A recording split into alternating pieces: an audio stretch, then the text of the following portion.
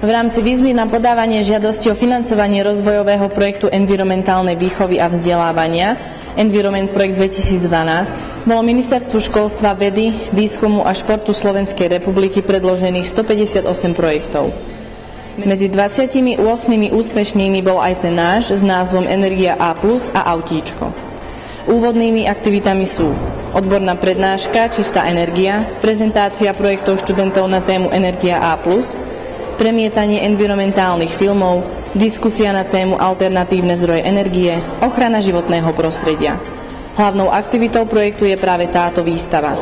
Vďaka projektu sme zakúpili nielen modely aut, ale aj pomôcky do fyzikálneho laboratória.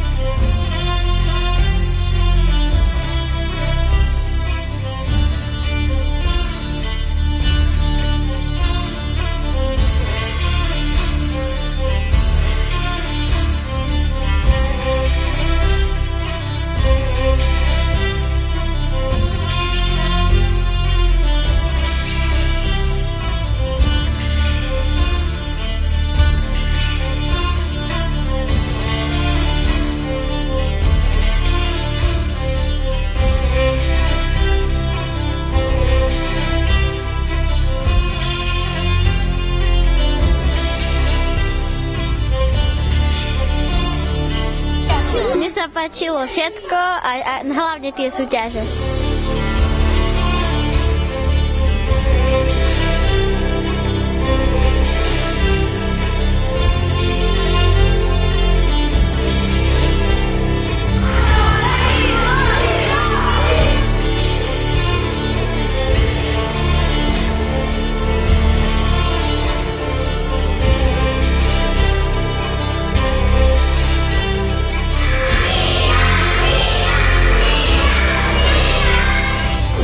Páčilo, čo svietili to tú lampu a išlo. A ešte sa mi páčilo toto na súťaž.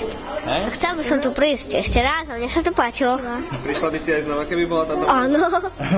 Čo sa ti páčilo na tej výstave najviac? Hybridné vozidla.